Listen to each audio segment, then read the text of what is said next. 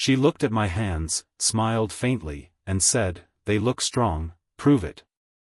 I didn't know it then, but that single challenge would change the way I saw her, and the way she saw me. I hadn't planned to stay long. It was supposed to be a quick visit, drop by to help my friend move some things in the garage, grab a drink, maybe talk about the weekend plans, and head out. But when the front door swung open, it wasn't him who greeted me. It was his mother. She stood there, wiping her hands on a soft kitchen towel, hair tied back in a loose knot that somehow made her look effortlessly composed. Her presence had that quiet kind of beauty that never tried to draw attention, yet always did. There was a trace of citrus in the air, maybe her perfume, maybe the cleaner she'd been using, and it followed her as she stepped aside to let me in. "He's upstairs," she said, gesturing toward the hallway. "But since you're here, could you help me with these?" 2 grocery bags waited by the counter, heavier than they looked. I lifted one in each hand, setting them on the marble surface. My grip tightened around the plastic handles, and that's when I felt her gaze linger, not awkwardly, just noticing. "Your hands look strong," she said suddenly, almost offhand, but not quite. The words carried a faint playfulness, the kind that makes you pause because you're not sure whether it's just small talk or something meant to test your reaction. Then her eyes flicked to mine, steady, a hint of a smile in the corner of her lips. "Prove it." I blinked, a little caught off guard, and then let out a small laugh. "Prove it? How?" She shrugged lightly, her bracelet sliding down her wrist with a soft chime. "Oh, I'm sure I'll find something for you to lift around here. That shelf in the hallway has been leaning for weeks." It was a simple moment, a teasing remark about nothing in particular, but it left a trace behind. The kind of trace that isn't about the words themselves, but the way they're said. There was warmth there, and a touch of curiosity, like she was seeing me not just as her son's friend, but as someone present in this space, capable, willing, useful. As she began unpacking the groceries, her fingers brushed against mine when she handed me a jar. It was barely a touch, just skin against skin for a heartbeat, yet I noticed the softness of it, the lightness, and the way she didn't rush to pull away. The kitchen smelled faintly of coffee grounds and freshly cut herbs. Outside, I could hear the distant hum of a lawnmower, the kind of suburban backdrop that usually fades into nothing. But right then, everything felt sharper. Her movements, the soft clink of glass jars against the countertop, the faint curl of her hair near her cheek, all of it quietly held my attention. I didn't know what that moment meant, not yet. Maybe nothing. Maybe something waiting to unfold. But the way her eyes followed me as I moved the last box to the corner, steady, thoughtful, it lingered, the sound of footsteps faded as my friend disappeared upstairs, calling over his shoulder that he'd be, just a minute. I knew what that meant. A minute in his world was 20. Maybe 30. Left alone, I found myself standing by the kitchen doorway, awkwardly aware of how still the house felt without him. The hum of the refrigerator filled the silence. Outside, the late afternoon sun slanted through the blinds, striping the counter in warm light. She was there, his mother, moving with quiet purpose as she set a kettle on the stove. "Tea?" she asked, her voice soft but certain, like someone accustomed to filling the quiet rather than waiting for it. "Sure," I said, stepping closer. There was something about the way she brewed it, no rush, no clattering of mugs. Just a measured, unhurried ritual. She moved around the kitchen with a calm that made me feel like I'd stepped into a different pace of life entirely. Her sleeves were rolled up slightly, revealing the elegant lines of her forearms. Her fingers traced the edge of the tea tin before pinching a blend that smelled faintly of chamomile and orange peel. "So, how's work going? Or are you still studying?" she asked, glancing over her shoulder with a mild, genuine curiosity. "Both, actually," I replied. "Trying to manage shifts and classes. It's a lot, some days." She nodded, as if she understood more than she said.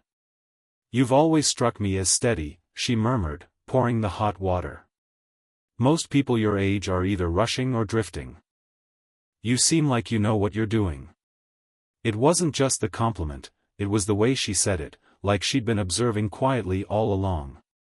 That kind of attention has a weight to it. It makes you straighten your posture without realizing. She placed a cup in front of me, the steam curling upward between us. As I reached for it, her sleeve brushed lightly against my wrist, a small, accidental touch, warm and soft. I didn't pull back. Neither did she. "You help out a lot around here," she continued, leaning her hip against the counter. "Not many would bother with the small things anymore." I shrugged, a little unsure how to answer that. "It's just lending a hand." Her smile curved faintly. "Sometimes the small things are what make people feel less alone." The words lingered. There was nothing suggestive in her tone, but something in the quiet behind them felt personal. I found myself noticing the curve of her smile, the faint line near her temple that deepened when she did. We stood there for a while, the tea growing cooler between us, the faint tick of the kitchen clock filling the spaces our words didn't. It wasn't a long conversation. It didn't need to be. Sometimes you feel a shift not because something dramatic happens, but because the air feels a little different when someone chooses to really see you. It was a midweek evening when I stopped by again. The sun was already low, painting the sky in muted streaks of rose and gray. My friend had called earlier, asking if I could help move a few shelves and boxes from the spare room. Nothing urgent, he said, but it would make things easier for his mom. When I arrived, the house felt quieter than usual. No TV murmuring in the background. No hurried footsteps upstairs. Just the distant clatter of dishes in the kitchen. "He ran out for a bit," she said when I stepped in. "Something about picking up a few things for his car." Her voice carried the faintest trace of amusement, but her shoulders looked tense as she dried her hands with a towel. The kitchen lights cast a soft glow on her hair, and I noticed a fine wisp had escaped her neatly pinned bun. "I can still help," I offered. "Might as well get it done." She hesitated, then nodded toward the hallway. "It's that shelf in the back room, been meaning to fix it for weeks. I've been trying to handle most of the things around here lately." The room smelled faintly of dust and old wood polish when we entered. The shelf leaned awkwardly against the wall, one screw half out of place. I knelt beside it, tightening the base while she steadied the side with her hand. "You do all this yourself?" I asked. A soft laugh escaped her, not bitter, but weary. "Mostly. These little things pile up, you know? And you keep telling yourself you'll find the time." Her fingers gripped the edge of the shelf as I adjusted the frame. There was a pause, and then a quiet sigh. "Some days, it feels like the house is too big. Too many rooms, not enough people to fill them." I glanced up at her then, not because of what she said, but how she said it. Her eyes weren't on the shelf anymore, they were somewhere far off, fixed on the floor like she'd said too much. "Must get tiring," I said gently. She smiled faintly, a small, apologetic curve of her lips. "I didn't mean to unload. Just, thank you. It's nice having someone to help, even if it's for something this small." Her hand shifted, fingers brushing my sleeve as I pushed the shelf upright. The pressure was light, meant for balance, but I felt the warmth of her palm through the fabric, a simple, human connection that made the quiet between us feel fuller. When the last screw was in place, she stepped back, brushing her hair behind her ear. "You make it look easy," she said, her voice softer now. "Strong hands, remember?" I said lightly, echoing her first remark from days ago. That made her laugh, a real, unguarded one. And just like that, the weight in her eyes seemed to lift, even if only for a moment. The rain started as a faint drizzle while I was putting away the last of the tools. By the time I stepped into the living room, it had turned steady, the kind of rain that didn't roar but whispered, steady and relentless against the windows. She stood by the curtains, phone in hand. "He just texted," she said, looking up at me. "He's running late. Some last-minute stop." I nodded, glancing at the glass door behind her. The world outside had blurred into smears of silver and gray. Doesn't look like it's letting up anytime soon, I said. Then you're not going anywhere yet, she replied, with that quiet certainty she carried so naturally. Sit down. I'll make us something warm. The living room felt different that evening, softer, quieter. A single floor lamp glowed in the corner, casting a warm amber hue that blurred the edges of the room. I sank into the couch, the fabric cool against my palms, listening to the faint clink of cups from the kitchen. She returned with a tray, 2 mugs of tea, a small plate of biscuits. Her hair was slightly damp near the edges, she must have stepped out onto the porch just moments ago, and a faint trace of rain still clung to her sleeves. Chamomile again? I asked with a small smile. She settled beside me, just a cushion's width away. Chamomile never fails, she said, wrapping her fingers around the mug. For a moment, neither of us spoke. The rain filled the silence, tapping lightly against the glass like fingertips drumming a quiet rhythm. It wasn't an uncomfortable silence, more like the kind that allows everything else in the room to breathe. You don't have to keep helping us, you know, she said eventually, her voice a little lower now. You already do more than most. I shrugged, eyes tracing the steam rising between our mugs. It's not a big deal. I don't mind being here. Something shifted in her gaze then, a flicker, subtle but unmistakable. As if she heard more than I meant to say. Her shoulder brushed mine when she leaned slightly to set the tray down on the coffee table. The contact was brief but noticeable, like the warmth of a candle's flame passing too close to your skin. Outside, the rain intensified, streaking the window with glistening trails.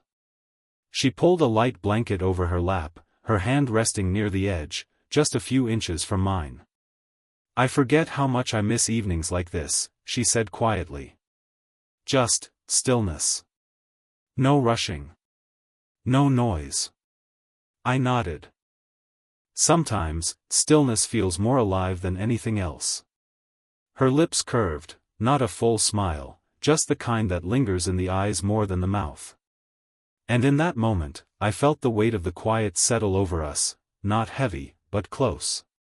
Like the rain had sealed the world outside, and this was the only place that mattered for now. The next time I came over, the sky was clear, no rain, no reason to linger. I'd only stopped by to drop off a few tools I'd borrowed, but she was already waiting near the kitchen counter, sleeves rolled up, hair tied loose this time. Perfect timing, she said, holding up a stubborn jar of peach preserves. Your friend isn't home, and I've been wrestling with this thing for 10 minutes. I raised an eyebrow. Is this an ambush? Her smile widened just enough to answer for her. Consider it a test of those strong hands you keep showing off. I laughed and reached for the jar. The lid was stiff, but it gave after a quick twist. I handed it back, the faint pop of the seal still hanging in the air. Well, I said, guess I passed. Her fingers closed around the glass, brushing against mine as she took it.